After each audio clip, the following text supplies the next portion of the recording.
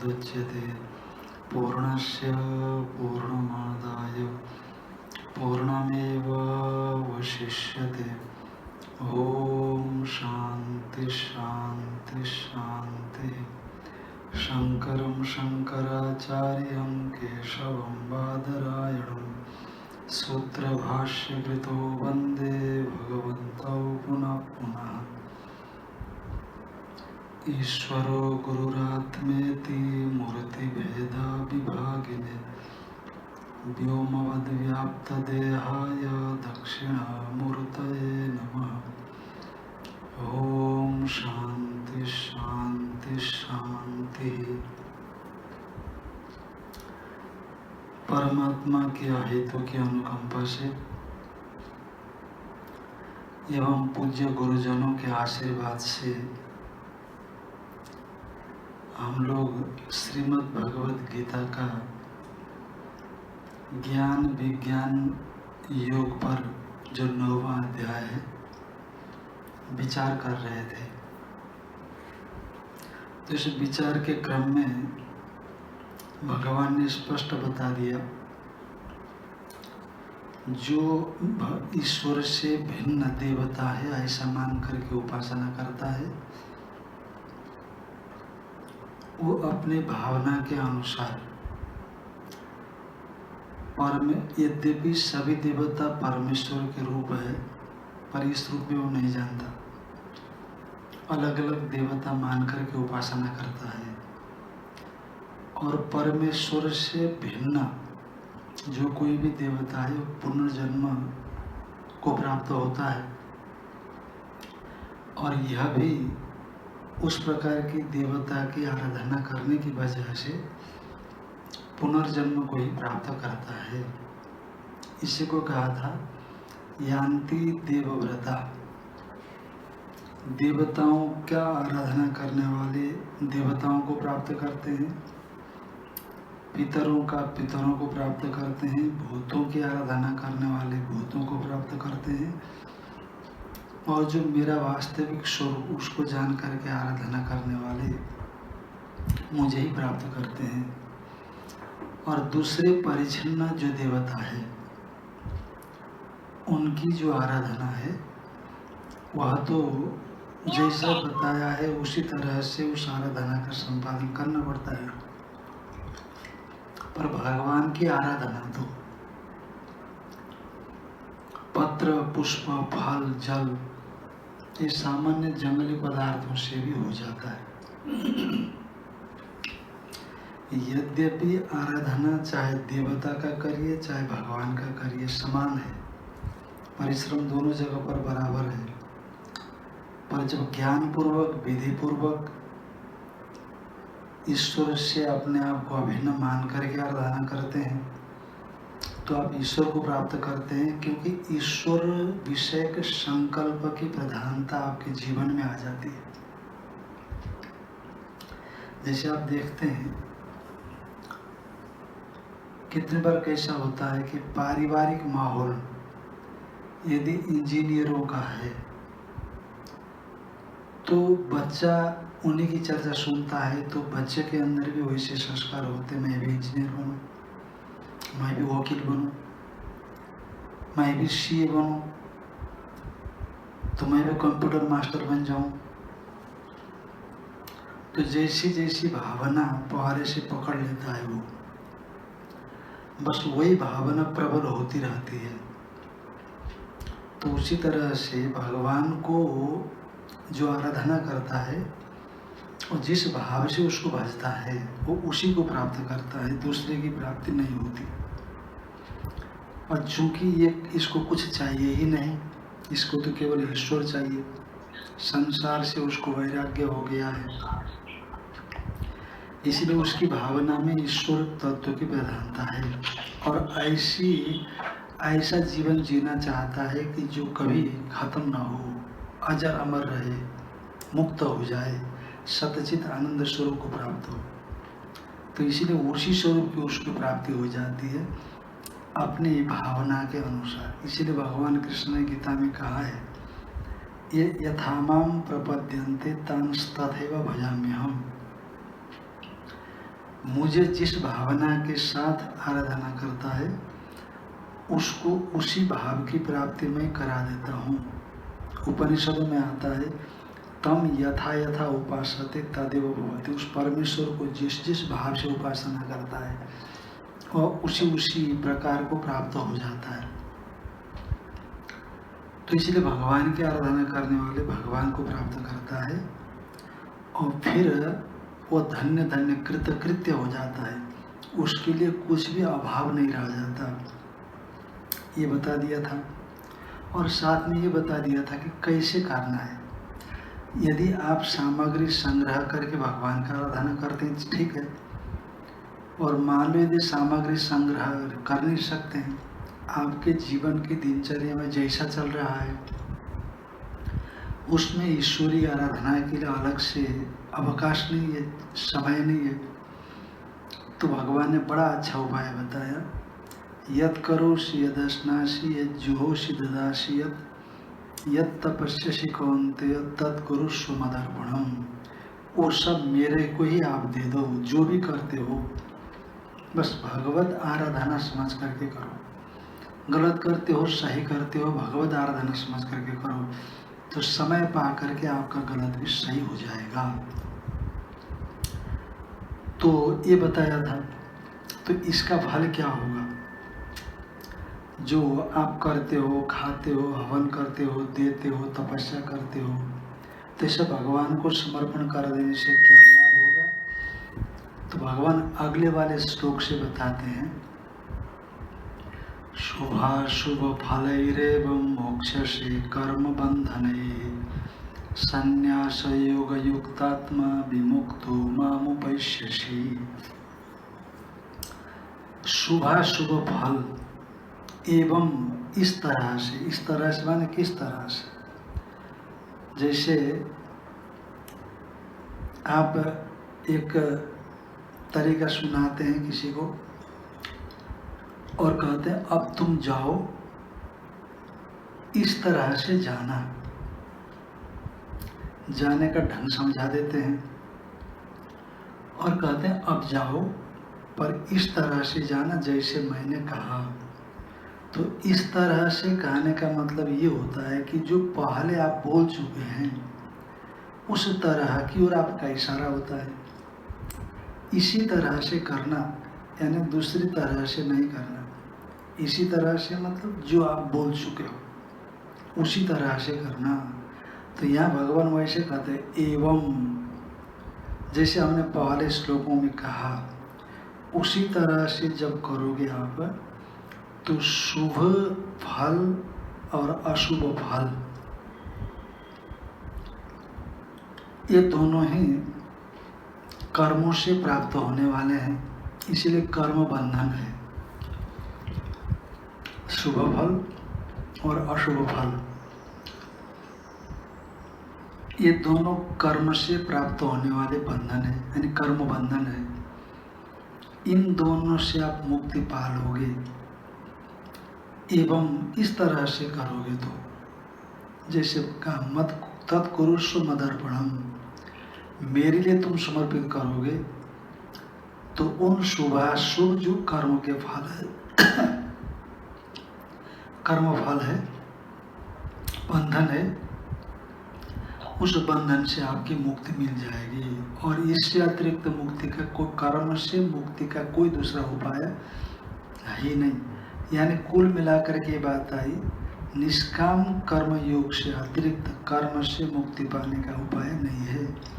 निष्काम कर्म योग में ही एक शर्त यह है कि तत्कुरुष्व मदर्पणम, फलाभिसंधि से रहित भागवत अर्पण करना, एक भगवान को अर्पण करना, ये समर्पण है। अब शुभ फल और अशुभ फल,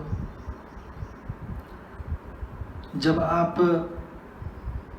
शास्त्र विहित कर्म करते हैं तो उससे शुभ फल की प्राप्ति होती है, और शास्त्र निषिद्ध कर्म करते हैं तो उससे अशुभ फल की प्राप्ति होती है। और जैसा फल होता है उसी के अनुसार हमको सुख दुख भी हो जाता है।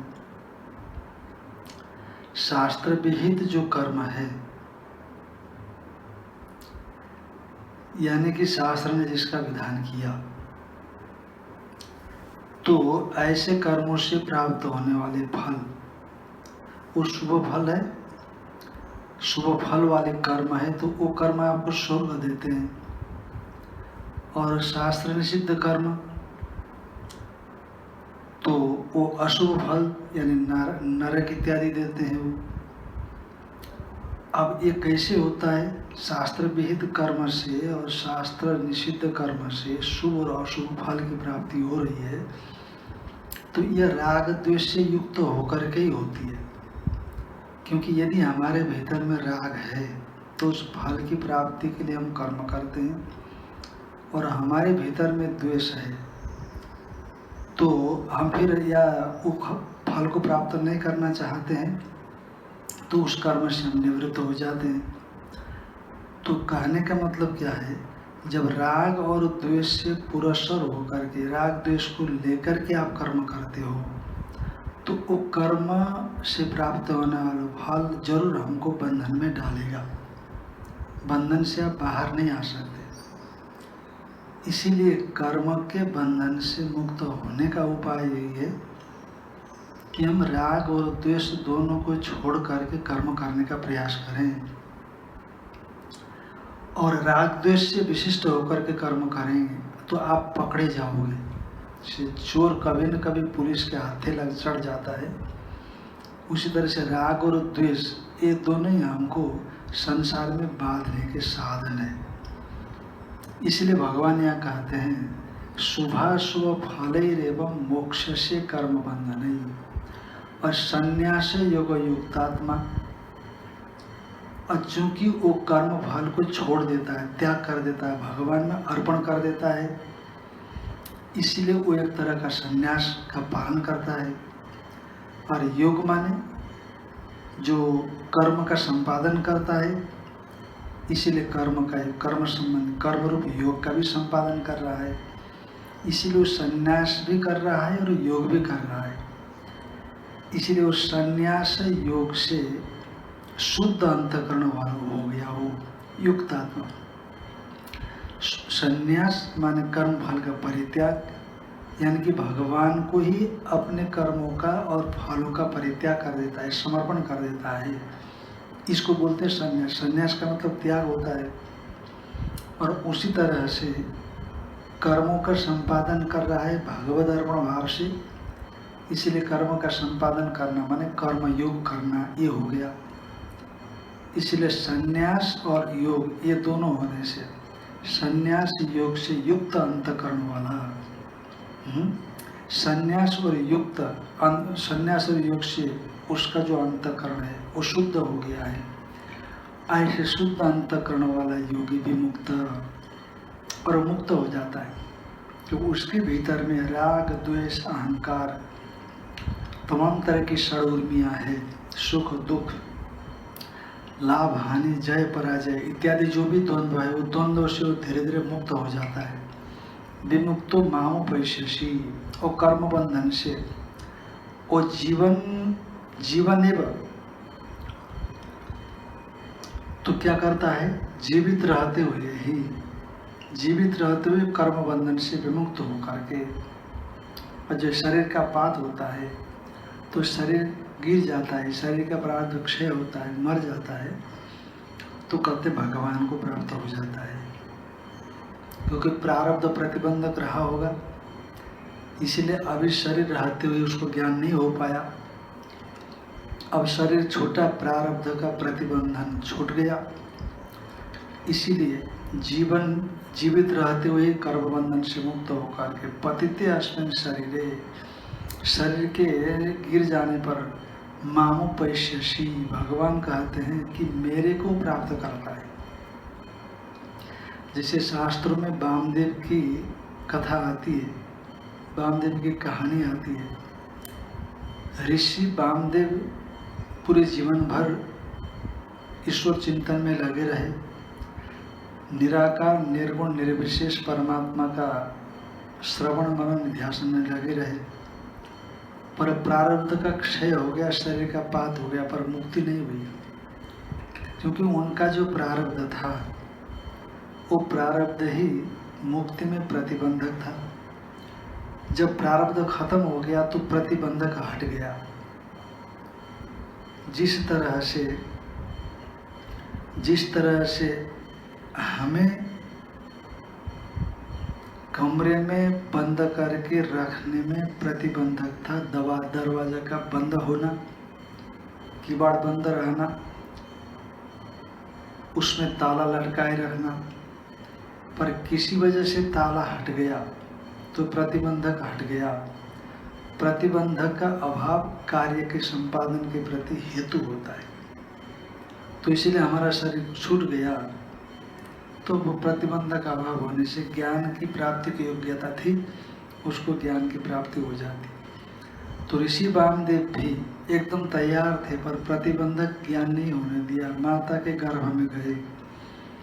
तो शास्त्र कहता है, गर्भे शयानो ऋषिर वामदेव प्रतिपेदे अहम मनुरभोम सूर्यश्च।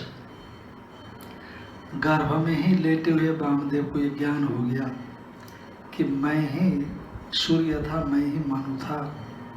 वामदेव तो आज गर्भ में शयन कर रहे हैं, गर्भ में स्थित है, पर सूर्य और मनु तो कब के हो चुके हैं। इसलिए काल देश के परिच्छेद से रहित ऋषि वामदेव को अपरिच्छिन्न परमात्मा का ऐक्य प्राप्त हुआ, और वो परम, तो इसलिए जितना कालातीत सब बोध हो गया वामदेव को। इसलिए मैं ही सूर्य हो गया था, मैं ही मनु हो गया था, और काल के दायरे में जो भावी घटनाएं होंगी वो भी जान जाएगा, क्योंकि परमेश्वर से बाहर काल हो ही नहीं सकता। और जो वर्तमान को तो जानता ही जानता है, जो भूत हो चुका है वह भी वो जानता है, क्योंकि वह काल जिसको आप भूत कहते हो परमात्मा के बाद ही, और आप परमात्मा से एक हो गए हो। जैसे बाप के बाद ही बेटा होता है, तो इसलिए बेटा जब घर में पढ़ने बढ़ने लगता है तो उसकी हरकतों को बाप जानता ही जानता है। उस तरह से भले ही आज आप परमेश्वर से एकीभूत हो गए हो, पर एकीभूत परमात्मा वो अनादिकाल से वही है, काल तो बाद में हुआ। इसलिए बाद में जो काल के दायरे में पैदा हुए मनु और सूर्य, उसको भी ऋषि वामदेव जान गए कि मैं ही सूर्य था, मैं ही मनु हो गया था, मैंने सर्वात्म भाव की प्राप्ति हो जाती। इसीलिए जब तक प्रतिबंधक है प्रबल, तो साधक को ज्ञान नहीं हो पाता है। जब प्रतिबंधक हट जाता है तब ज्ञान की प्राप्ति हो जाती है। तो इसीलिए यहाँ कहा विमुक्तो मामुपैष्यसि। जब संन्यास और योग से युक्त अंतःकरण, शुद्ध अंतःकरण वाला हो जाएगा, तो विमुक्त कर्म बंधन से जीवित रहते हुए विमुक्त होकर के शरीर के पात होने पर वह मेरे को प्राप्त हो जाता है।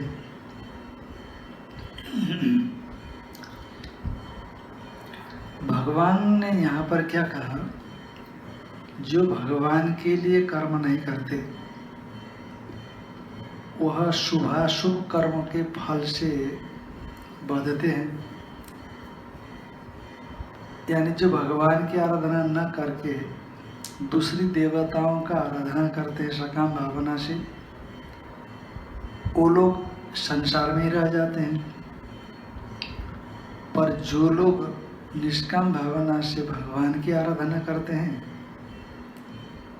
उनको भगवान मुक्त कर देता है, उनको भगवान की प्राप्ति हो जाती है। तो इसका मतलब है भगवान भी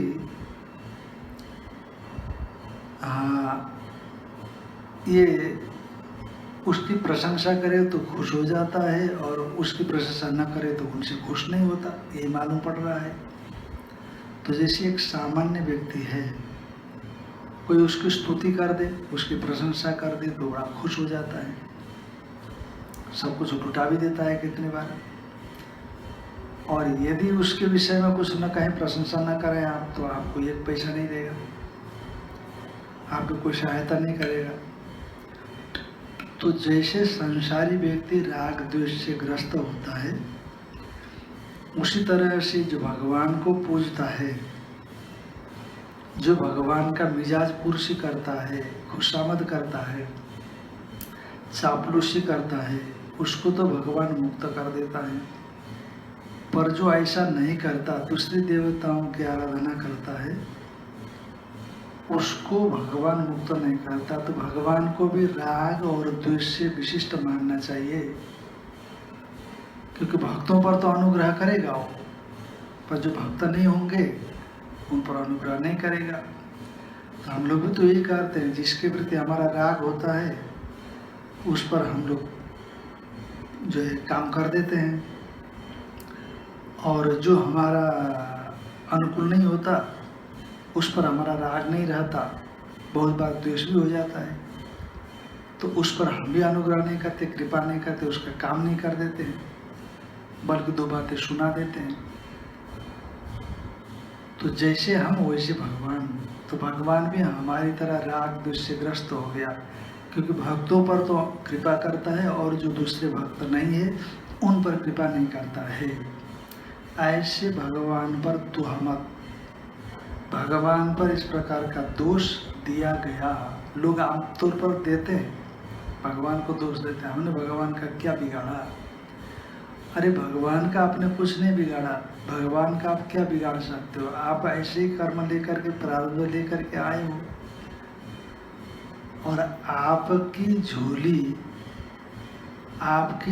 में प्रतिकूल चीजें लेकर के आप आए हो, तो हाथ डाल करके कैसे आप अनुकूल पदार्थ निकाल पाओगे। आपका बर्तन ही खाली है, भोजन की पतीली में चावल बन ही नहीं पाया, कुकर में दाल ही नहीं है, कढ़ाई में सब्जी नहीं है, और करची मारते हो आप निकालने के लिए, निकलेगा कहाँ से।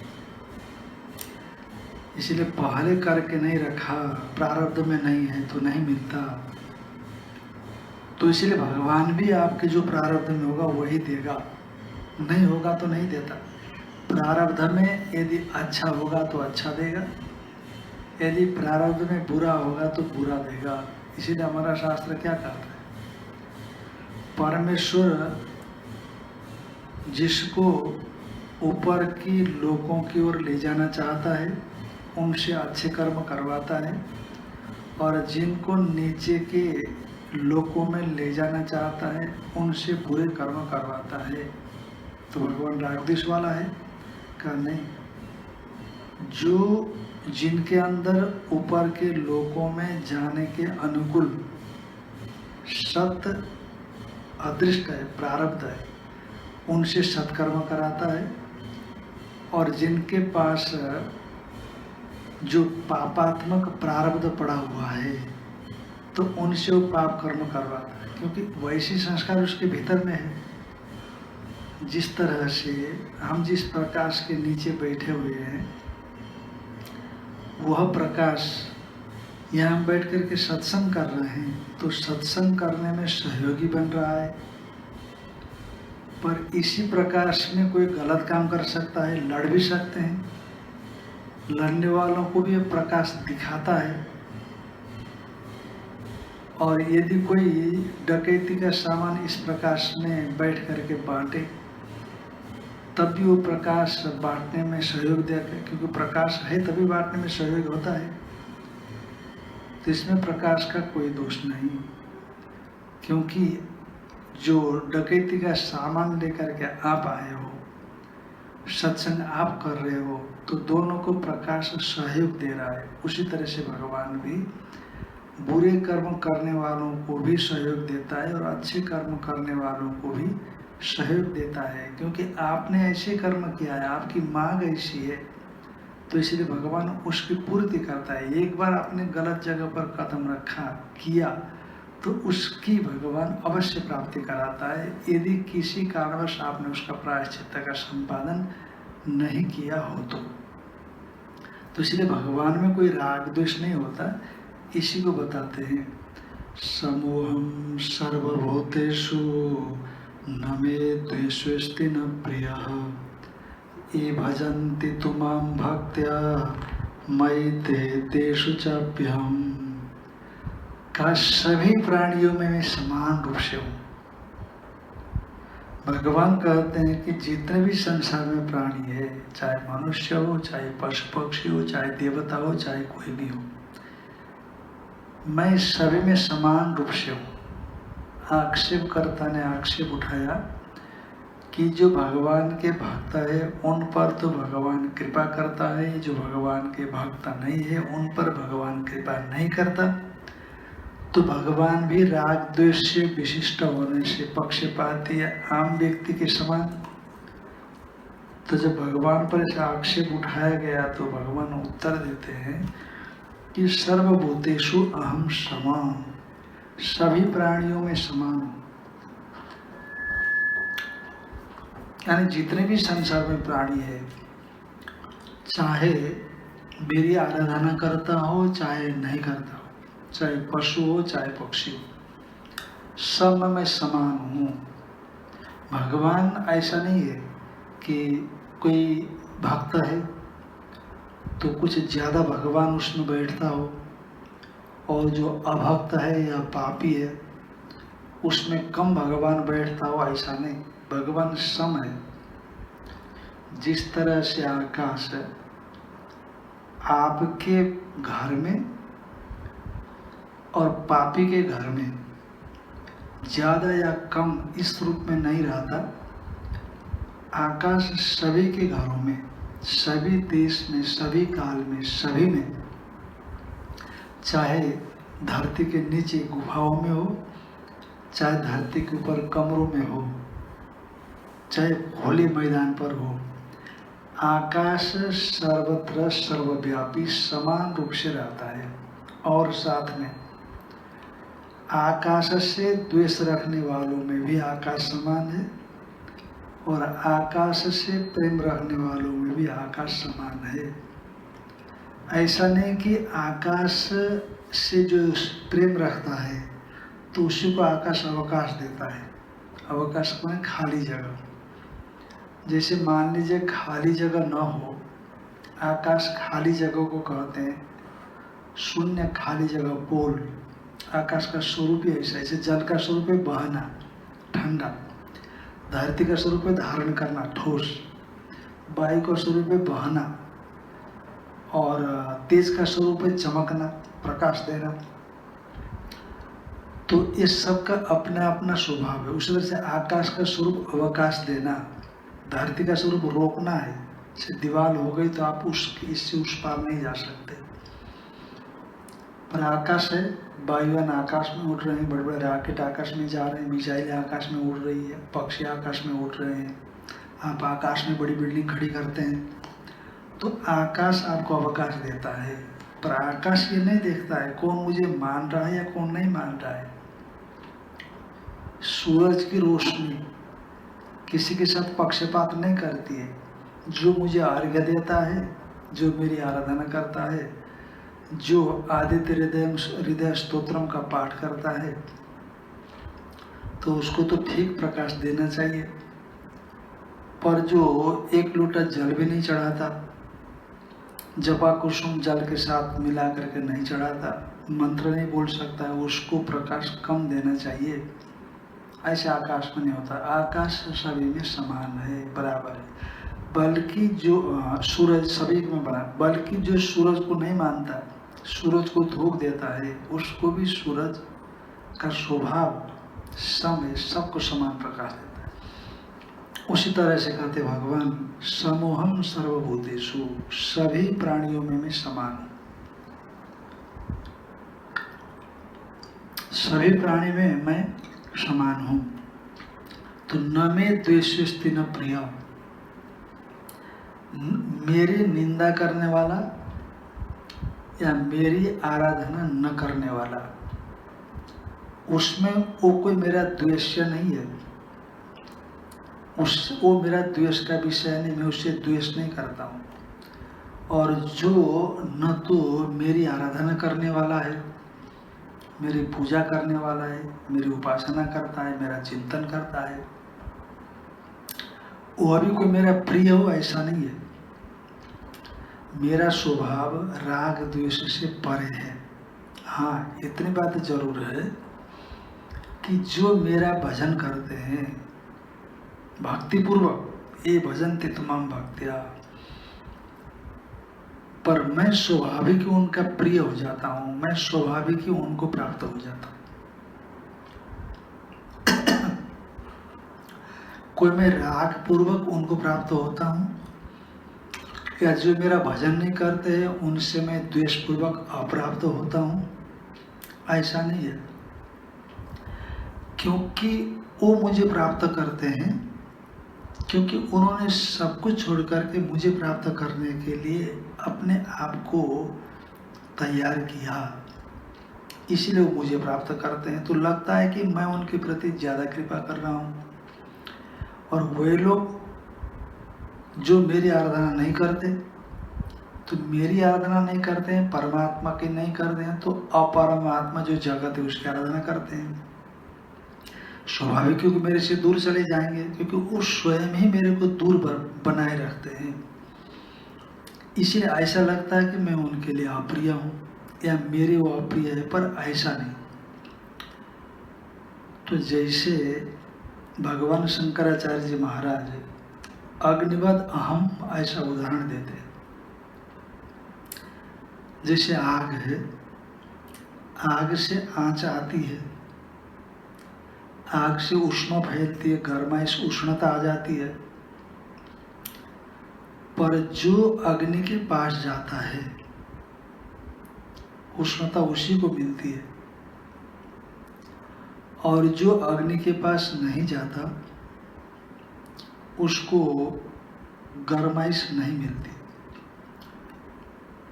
पर आप ये नहीं कह सकते हैं कि जो अग्नि के पास गया अग्नि ने उसको गर्माइश दी, या अग्नि का उसके प्रति पक्षपात है। पर जो अग्नि के पास नहीं गया अग्नि ने उसको गर्माइश नहीं दी, ये अग्नि की कुदृष्टि है, अग्नि की उसके प्रति द्वेष बुद्धि है, ऐसा आप नहीं कह सकते। ये आप अपने ठंडक को दूर करने के लिए ठंडी के समय में आग के पास पहुंचते हैं, तो चाहे आप पहुंचे चाहे आपका कोई शत्रु पहुंचे, आग का स्वभाव ठंडक को दूर करना, गर्माइश देना, और स्वाभाविक ही हो जाता है। पर यदि कोई आग के पास ना पहुंचे और ये कहे कि आग बड़ा पक्षपाती है क्योंकि मेरे ठंडक को दूर नहीं किया और रहता है दूर, तो माना जाएगा कि ये उसकी नादानी है, बेवकूफ़ी है, ये उसकी मूर्खता, विवेक है। आग उसके साथ जो आग के समीप पहुंचा राग पूर्वक उसके ठंडी को दूर करे, ऐसा नहीं। तो इससे सिद्ध होता है कि जो आग के पास नहीं पहुंचा उसकी ठंडक दूर नहीं हुई, तो आग का उसके प्रति द्वेष है, ऐसा भी नहीं। इसलिए आकाश समान है, आकाश अग्नि समान है, न किसी के साथ राग है न किसी के साथ द्वेष है। हाँ, पर जो व्यक्ति अग्नि के पास पहुंचेगा तो उसको आँच मिल जाएगी। उसी तरह से भगवान आपके अंतःकरण में अहम रूप से स्फुरित होने वाला है, आपके भीतर में परमात्मा अहमतया स्फुरित होने वाला है, और आपने अपने अंतःकरण के भीतर में काम, क्रोध, लोभ, अहंकार, तो ये तमाम तरह की आसुरी वृत्तियों को पनपने दिया, इन आसुरी वृत्तियों का आश्रय होने दिया। तो इसीलिए जो भी चीज आपके अंतःकरण के पास आएगी तो उस अंतःकरण की परछाई से विशिष्ट होकर के दिखने लगेगी। पर जिस साधक ने अपने अंतःकरण को जन्म जन्म से अनेक जन्म संसिद्धस ततो याति परंगति, अनेक जन्मों से साधन करते करते अपने मन को बड़ा शुद्ध किया हुआ है, उस साधक के सामने जब राग द्वेष इत्यादि अंतःकरण में है ही नहीं, भगवान उसके सामने में, भगवान को जो सच्चा स्वरूप है उसी रूप में भगवान दिखने लगेगा। भगवान में जब न क्रोध है, क्रोधी है, न लोभी है, न द्वेषी है, न अहंकारी है, न चोर है, न डाकू है, न लुटेरा है, न स्त्री है, न पुरुष है, कुछ भी नहीं है। वो अंतःकरण जब शुद्ध होगा तो शुद्ध अंतःकरण में भगवत तत्व ऐसे आपके मन के भीतर में ही भगवान अभी भी मौजूद है, परंतु राग द्वेष से विशिष्ट होकर के उसको आप देखते हैं। तो इसीलिए असली में भगवान का दर्शन नहीं होता। पर जिस साधक ने अपने मन को शुद्ध कर लिया, उस साधक के मन में भगवान सत्य व्यक्त हो जाता है, प्रकट हो जाता है, और वो भगवान यथार्थ जो उसका स्वरूप है, यथार्थ स्वरूप के रूप में ही वो व्यक्त हो जाता है। पर यदि अपने अंतःकरण के भीतर में तमाम तरह के आसुरी संपदाएं हैं, तो उन्हीं आसुरी संपदाओं की छाया आपके मय में दिखने लग जाती है। इसीलिए क्रोध जब अंतःकरण में पैदा हो जाता है तो आपका मैं जो अहंकारात्मक वृत्ति में प्रतिफलित होने वाला चेतन परमात्मा क्रोधी बन जाता है। जब आप लूटपाट मचाते हो, लूटपाट की वृत्ति आपके भीतर में आ जाती है, तो आपका मैं लुटेरा हो जाता है। तो बैठ करके आप विचार करते हो मैंने कैसे लूट दिया। जब आप किसी के देखे बिना हत्या कर देते हो तो आप हत्यारे हुए। तो आपका जो मैं है वो भी चेतन है, तो हत्या रूप वृत्ति से जुड़ करके हत्यारा बन जाता है। जब आप किसी पर दया करते हो तो आपको अहंकार में प्रतीत होने वाला आपका मैं तो किसी पर दयालु बन करके अहम दयालु, मैं दयालु हूँ, इस रूप में प्रतीत होता है। पर जिस साधक ने अपने मन को विशुद्ध कर लिया है, शुद्ध कर लिया है, उसके भीतर में सब राग द्वेष छोड़ करके केवल परमात्मा मात्र है, तो परमात्मा का जो वास्तविक स्वरूप है वही दिखने लगेगा और दूसरा कोई भी स्वरूप दिखेगा नहीं। दर्पण के सामने आप रावण के 10 सिर लगा करके जाओगे तो 10 सिर वाला दिखोगे, और अपना ही केवल सिंगल सिर लेकर के जाएंगे आप तो सिंगल सिर ही दिखाई पड़ेगा। इसीलिए जब तक हमारे भीतर में कमियां है, उन कमियों के रहते हुए भगवान की प्राप्ति नहीं कर सकते, भगवान के यथार्थ स्वरूप की प्राप्ति नहीं कर सकते। आपने पुराणों में बहुत बार सुना है, जयद्रथ जब दुर्योधन के यहाँ से, दुर्योधन का शाला बहनों ही लगता था, जब जयद्रथ दुर्योधन से मिल करके वापस जा रहा था तो रास्ते में पांडवों की कुटिया में होकर के निकला, तो वहाँ द्रौपदी थी। तो द्रौपदी के सौंदर्य से मंत्रमुग्ध हो गया, जबकि ये सालों की पत्नी थी, क्योंकि दुर्योधन साला लगता था। तो दुर्योधन के भाई होने से पांडव भी साले लगते थे, तो साले की ये पत्नी थी। पर द्रौपदी का हरण करके ले गया। अब भीमसेन और अर्जुन पीछे गए, उसको छुड़ाया, पकड़ करके ले आए। पहले द्रौपदी को छोड़ करके भागा, भीमसेन द्रौपदी को लेकर के आए, फिर अर्जुन उसको पकड़ करके ले आए, फिर द्रौपदी से माफी मंगवाई। तो कई जगह पर 6-7 जगह पर मुंडन करके फिर उसको भेज दिया, तो घर नहीं गया। फिर महादेव की बड़ी भारी तपस्या की। उसके भीतर में एक वृत्ति थी कि पांडवों को मैं जीतूं, क्योंकि मैं हरा दिया गया, बेइज्जती कर दिया गया, इसलिए पांडवों को मैं युद्ध में जीत सकूं। ये भाव लेकर के तपस्या करने लगा। तो महादेव प्रसन्न हुए, तो महादेव ने वरदान मांगने को कहा। तो चूंकि मन का जो भाव था ना, पांडवों को जीतूं, कहा जयद्रथ वरदान मांगो। तो जयद्रथ ने कहा महादेव यदि आप प्रसन्न है मेरे से तो मैं युद्ध में पांडवों को जीतूं, ऐसा वरदान मांगा।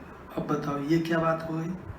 महादेव जो जन्म मुक्ति से परे ऐश्वर्य को, आत्मरूप ज्ञान रूप ऐश्वर्य को देने वाले हैं, शाश्वत शांति को देने में सक्षम है, जन्म मरण के चक्र से छुड़ाने वाले हैं, नित्य शुद्ध बुद्ध मुक्त स्वरूप में प्रतिष्ठापित कराने वाले, उनसे आपने क्या मांगा? ऐसा मांगो, फिर मांगने की जरूरत नहीं, क्योंकि पांडवों के प्रति द्वेष भावना थी, इसीलिए द्वेष भावना से युक्त होकर के तपस्या किया था। इसलिए महादेव से ऐसा वरदान मांग बैठा। भस्मासुर के विषय में आपने सुना, भस्मासुर ने बड़ी भारी तपस्या की, शरीर के एक अंग काट काट करके महादेव को आहुति दे दिया। महादेव प्रसन्न होकर के आए, पार्वती जी साथ में थी, पार्वती को देखा मन डोल गया। महादेव ने कहा क्या बात है, वरदान मांगो। कहा हाँ महाराज, जिस जिसके सिर पर हाथ रखो वो मर जाए। महादेव ने कहा ये दुष्ट तो है, पर क्या करें, अब तपस्या से बधे हुए हैं, तो हाँ कर दिया। उसका दृष्टिकोण क्या था? पार्वती का हरण करना। तो देखो, इस भावना से जब आप देखोगे तो आप उसी प्रकार के हो जाओगे। तो इसीलिए सबसे बड़ी चीज क्या है कि अपने भीतर के दोषों को दूर करना। इसीलिए भगवान दोषों को दूर होने से पहले आए। तो आप ये कहोगे कि पड़ोसी का सिर फूट जाए, पड़ोसी को नुकसान हो जाए, क्योंकि राग द्वेष भीतर में है, सामर्थ्य नहीं, इसलिए आज कुछ नहीं कर पा रहे हो। भगवान से सामर्थ्य मिल जाए तो फिर आपके आसपास को तहस नहस कर डालोगे। इसीलिए भगवान की प्राप्ति के लिए शास्त्र बोलता है कि अंतःकरण की शुद्धि होनी चाहिए। शुद्ध अंतःकरण में जब किसी तरह की कोई कामना खत्म हो जाती है, तब भगवान का यथार्थ स्वरूप आप अभिव्यक्त पाओगे, यथार्थ स्वरूप को जान पाओगे।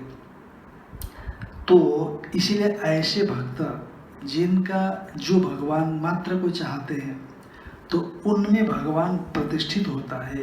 ये भजन्ति तुमाम भक्त्या, जो मेरे को अत्यंत भक्ति से भजन करते हैं, वो लोग मुझ में रहते हैं, ऐसा अनुभव करते हैं कि मैं भगवान में हूँ। और तेषु चापी हम, और उनमें मैं भी हूँ। मुझ में वे है और मैं उनमें हूँ, क्योंकि वस्तु तो दोनों में भिन्न ही नहीं है, दोनों एक है। मैं और उनमें कोई भेद नहीं होता। पर यही चीज है कि वो मेरे से इतर किसी दूसरी चीज को चाहते नहीं है, पर दूसरा व्यक्ति मेरे से इतर को चाहता है, इसीलिए उसको इतर की प्राप्ति होती है, मेरी प्राप्ति नहीं होती। तो इसीलिए मैं उनके विषय में कारण नहीं हूँ कि उनको मैं उपलब्ध नहीं हो रहा हूँ, उनके ऊपर मैं कृपा नहीं कर रहा हूँ, पर वस्तुतः मेरी कृपा की इच्छा ही नहीं है उनको। जैसे अग्नि का उदाहरण दिया, जैसे अग्नि से ठंडक दूर न होने में कारण अग्नि नहीं है, अभी तो हमारी दूरी है। जब तक आप अग्नि के पास नहीं जाएंगे तब तक ठंडक दूर नहीं हो सकती। अरे अग्नि के पास जाएंगे ठंडक दूर हो जाएगी। उसी तरह से जब भगवान के पास में सच्चाई के साथ जाएगा, दोषों से रहित होकर के जाएगा, तब भगवान को प्राप्त होता है, भगवान का अनुग्रह प्राप्त करता है। और जब यदि सच्चाई के साथ नहीं जाता है तो अनुग्रह प्राप्त नहीं कर सकता है। तो इसीलिए अपने भीतर की कमियों को निकालना चाहिए, भगवान में कमी नहीं ढूंढना चाहिए। इसीलिए भगवान सर्वत्र समान है। तो इस प्रकार इस 29वें श्लोक में ये बात बताई गई। और आगे